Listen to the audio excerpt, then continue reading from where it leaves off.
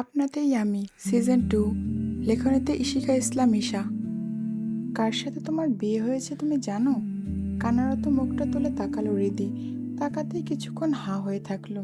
ধবধবে সাদা এক হুড়পড়ি তার সামনে দাঁড়িয়ে আছে, যাকে এক দেখায় সবার নজর কাড়বে। হাইট, ফিগার, বেশভূষার রূপ দেখে যে কোনো মানুষ তার দিক থেকে চোখ ফেরাতে পারবে না। হৃদি কান্না বলে অবাক হয়ে প্রশ্ন করলো, তুমি কি পড়ি? হৃদির কথায় মেয়েটি অবাক হয়ে বলল, তোমার আমাকে পরি মনে হচ্ছে? হৃদি সরল উত্তর, হ্যাঁ। কি সুন্দর গো তুমি। মেয়েটি ছোট্ট একটি নিঃশ্বাস ফেলে আবারও বলল, কার সাথে বিয়ে হয়েছে তোমার জানো? বিয়ের কথা মনে হতেই হৃদি আবার ডুকরে কেঁদে উঠল। কি ভয়ঙ্কর এক লোক। কালকের কথা মনে পড়তেই হৃদির পুরো শরীরে কাঁটা দিয়ে উঠল। শহর থেকে কিছুটা দূরে ফুলতুলি নামের একটি গ্রাম। সেই গ্রামে বেড়ে ওঠা হৃদির। সৎমায়ের অত্যাচার নির্যাতন সহ্য করে বেড়ে ওঠা হৃদির। বাবা থেকেই না থাকার মতো। হৃদির উপর বিশেষ কোনো গুরুত্ব নেই তার। সৎ মায়ের কথায় ওঠে আর বসে তার বাবা। হৃদির 6 বছর বয়সী মা মারা যায়। তখন থেকে হৃদির উপর শুরু হয় অত্যাচার। হৃদির মাকে বিয়ে করার 2 বছর পরেই সুন্দরী আমেনাকে বিয়ে করে রূপেশ মির্জা। তখনও হৃদির জন্ম হয়নি। বিয়ের কয়েক মাস পরেই আমেনা কনসিভ করে আর সুন্দরী মেয়ের জন্ম হয়। নাম তার আলিশা। আলিশার যখন 4 বছর তখন হৃদির জন্ম হয়। হৃদিদের তখন যৌথ পরিবার। 2 চাচা সহ সবাই থাকতো মির্জা বাড়িতে। কিন্তু হৃদির মা দিয়া মারা যাওয়ার পর শুরু হয় অশান্তি। যায় যায় শুরু হয় ঝগড়া বিবাদ। আমেনা আলাদা হতে চাইলে হৃদির দাদি বাধা দেয়নি। সবাই যার যার ভাগ বুঝে আলাদা হয়ে করে দিয়েছে। তবে মির্জা বাড়িতে এখন তার বড় চাচা থাকে। হৃদির বড় চাচা মানুষটা একজন স্কুল টিচার। 2 ছেলে মেয়ে। বড় মেয়ে রিয়া। মেয়ের বিয়ে হয়েছে, সে এখন শ্বশুরবাড়িতে থাকে। আর ছেলে রাফিদ বর্তমানে পড়াশোনার সুবাদে ঢাকা থাকে। বড় চাচা একজন শিক্ষক। সেই সুবিধার্থেই হৃদি এসএসসি পর্যন্ত দিয়েছে।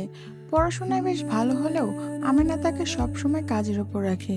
তবুও নিজের চেষ্টায় আর চাচার সহযোগিতা অনেক ভালো পরীক্ষা দিয়েছে। রেজাল্টও দিয়েছে, মোটামুটি ভালো করেছে। কিন্তু আমেনা তাকে আর পড়াবে না বলে দিয়েছে। সেদিন বৃহস্পতিবার। হাতের রান্না শেষ করে বেডে বসতেই হুড়মুড় করে রুমে ঢুকলো আলিশা। এই হৃদি, শুনছিস? কি আপু? কাল আমাকে পাত্রপক্ষ দেখতে আসবে, তাও শহর থেকে। শুনছি বিশাল বিশাল বড়লোক। হৃদি ক্লান্তিতে মুচকি হাসলো। তাহলে তো অনেক সুখে থাকবে। আলিশা তার কালার করা চুলগুলো নাড়াতে নাড়াতে বলল, সে আর বলতে, আমার মতো সেরা সুন্দরী বউ পেয়ে সে তো ধন্য হয়ে যাবে। হৃদি বিড়বিড় করে বলল, ও আচ্ছা। কি রে, কিছু বললি? না তো আপু। শোন, মা বলেছে তোর এই কালো কুটি মুখ নিয়ে কাল মেহমানদের সামনে না আসতে। হৃদি ছোট্ট একটা নিঃশ্বাস ফেলে বলল, আচ্ছা। এসব শুনে শুনে সে অভ্যস্ত। পরের দিন বেশ আয়োজন চলছে আমেনার। তবে ভালো, হৃদিকে এসব করতে হয়নি। উঁচু মেহমানতে উঁচু শেফ বানিয়েছেন আমেনা। কী সব ডিশ ফিশ করছে আল্লাহ মালুম। শুনেছেন ছেলের বাবা মা আর ছেলে আসবে। এদিকে হৃদি যখন আজ সুযোগ পেয়েছে তখন আসছে লম্বা একটা ঘুম দেবে। তাই যেই ভাবে সেই কাজ। তাছাড়া আজ হৃদিকে ভুলেও ডাকবে না আমেনা। কালো ছায়া পড়বে এই ভয়ে। হৃদি ভাবনা বাদ দিয়ে ঘুম দিল। গভীর এক ঘুম। আজ যার এত ঘুম পাচ্ছে কেন? হৃদি বিছানায় শুতে যেন গভীর ঘুমে তলিয়ে গেল। হৃদির ঘুম ভাঙলো ভয়ঙ্কর কোনো আওয়াজ শুনে। চারদিকে তখন সন্ধ্যা প্রায়। হৃদি ঘুম ঘুম চোখে এদিক ওদিক তাকিয়ে বুঝলো আমেনা তাকে ডাকছে। তবে আমেনার ডাকের আওয়াজের চাইতেও বেশি ভয়ঙ্কর শোনালো কোনো কিছু ভাঙার আওয়াজ। সেই আওয়াজে যেন প্রতিটি দেওয়াল কেঁপে কেঁপে উঠছে। হৃদির ঘুম তখনও ছাড়ছে না। মনে হচ্ছে কেউ চোখের পাতায় চেপে ধরে আছে। হৃদি ধরফর করে উঠে দরজা খুলেই হয়ে যায়। আমেনার ফর্সা গালে 5 আঙ্গুলের ছাপ বিদ্যমান। হৃদি কি হয়েছে বোঝার আগেই আমেনা হৃদির হাত ধরে টেনে নিয়ে এলো বাইরে। চারদিকে তখন সন্ধ্যা নেমেছে। খোলা উঠানে তখনও আবছা আলো। কিন্তু হৃদি দাঁড়িয়ে আছে একদম আলোর কাছে। তাই আলোর ছোটা চোখে লাগতে হৃদির ঘুমন্ত চোখ জোড়া বন্ধ করে নিতেই শোনা গেল আমেনার ভয়ার্ত কণ্ঠে বলা কথা, এই যে হৃদিতা, দিয়ার মেয়ে। কথাটা শুনেই যেন ভাঙচুরের আওয়াজ থেমে গেল। হৃদি কি হচ্ছে না হচ্ছে কিছু না বুঝে চুপচাপ দাঁড়িয়ে আছে। চোখ তার এখনো বন্ধ। বন্ধ বলতে লাইটের প্রখর আলো হৃদির চোখে লাগছে। তাছাড়া আজ তার ঘুম যেন এত কিছুর পরেও পিছু সরছে না। মাথা হ্যাং হয়ে আছে। তবু বহু কষ্টে হৃদি চোখ খুলে সামনে তাকাতেই নজরে এলো রূপেশের রক্তাক্ত দেহ। চোখ মুখ দিয়ে চুয়ে চুয়ে রক্ত পড়ছে। হৃদি হতবাক হয়ে দৌড়ে বাবার কাছে যেতেই কোথা থেকে ছুটে এলো এক এক শক্তপোক্ত হাত। হৃদির হাত ধরে টেনে দাঁড় করে ঠাস করে দুগালে দুটো চড় বসালো।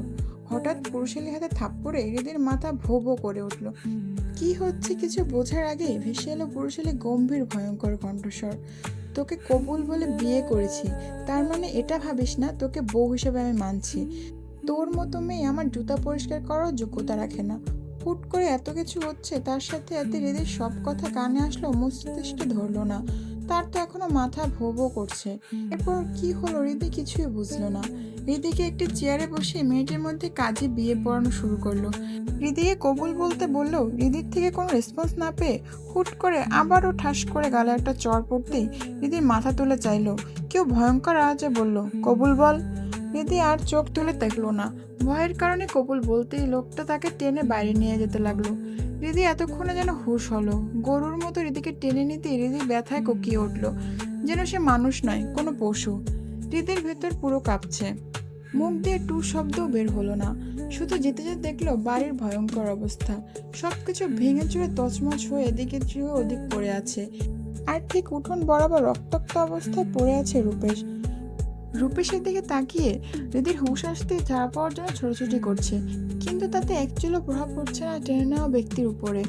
হৃদি এবার উপায় না পেয়ে জোরে কামড়ে ধরলো লোকটার হাত। কামড়টা জোরে না হলেও থেমে গেল লোকটি। থামার সাথে সাথে আবারও হৃদির গালে থাপ্পড় পড়তেই এবার হৃদি জ্ঞান হারালো। পরপর কয়েকটা থাপ্পড় খেয়ে ঢলে পড়লো কারো বস্তু বুকে, কিন্তু অপর ব্যক্তিতে হৃদিকে ধরলো না। ওকে সেভাবে বুক থেকে কোলে তুলে ছুঁড়ে ফেললো গাড়িতে, যেন হৃদি কোনো দুর্গন্ধ জাতীয় কিছু। পিছনের সিট হৃদিকে রেখে সামনে বসতে গাড়ির স্টার্ট দিল লাবিব। ভয়ে শুকনো একটা ঢোক গেলে আর চোখে তাকালো তীব্র নামক ব্যক্তির দিকে। নামের মতোই তীব্র তেজ তার চোখ মুখে। গা ছাড়া ভাব নিয়ে শার্টের হাতা গুটাতে গুটাতে বলল, একটা উটকো ঝামেলা চৌধুরী বাড়িতে ফেলে আসবি, আর মিসেস চৌধুরীকে বলবি আমি আমার মায়ের কথা রেখেছি, বিয়ে করেছি আমি, দরকার পড়লে বউসহ সার্টিফিকেট দেখাবি। লাবিব শুকনো ঢোক গিলে বলল, বস, ভাবির তো বয়স কম, মানে 16 বছর, রেজিস্ট্রেশন তো। কবুল তো বলেছে, ইটস এনাফ। জি বস।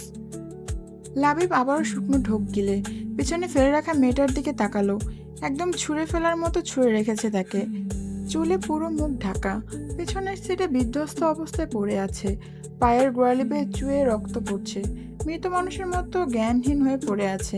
ইস, বাচ্চা একটা মেয়ে এমন নির্দয় হৃদয়হীন মানুষের সাথে কিভাবে বেঁধে গেল। হৃদির অবস্থা দেখে লাবিবের খারাপ লাগলো। লাবিব গোপনে একটা নিঃশ্বাস ফেলে আর চোখে তাকালো তীব্রর দিকে। তীব্র কানে ইয়ারফোন গুঁজে সিটে হেলান দিয়ে বসে আছে, যেন সে কিছুই করেনি। এতক্ষণ যে তাণ্ডব চালালো তাতে বিন্দুমাত্র মাথা ব্যথা নেই, বরং ভাবসাব দেখে মনে হচ্ছে কিছুই করেনি। সামনে দেখে গাড়ি চালা, আমি জানি আমি হ্যান্ডসাম, ছেলে হয়ে এভাবে আমার দিকে দেখে লাভ নেই। লাবিব হকচকিয়ে তাকালো তীব্রর দিকে। চোখ বন্ধ করেও কিভাবে সব বুঝে যায়। অবশ্য নতুন কি, নামের মধ্যে তীব্র বুদ্ধিমত্তা তার। লাবিব শুকনো ঢোক গেলে চুপচাপ গাড়ি চালাতে মন দিল। তবে পেছনে ফেলা বাচ্চা মেয়েটার প্রতি ভীষণ মায়া কাজ করলো। দোয়া করলো যেন চৌধুরী বাড়িতে যেতে যেতে মেয়েটা বেঁচে থাকে। নির্মম হৃদয়হীন মানুষ তীব্র, মরে গেলে মিনিমাম দুঃখটুকু হবে না বলে মনে হয় না।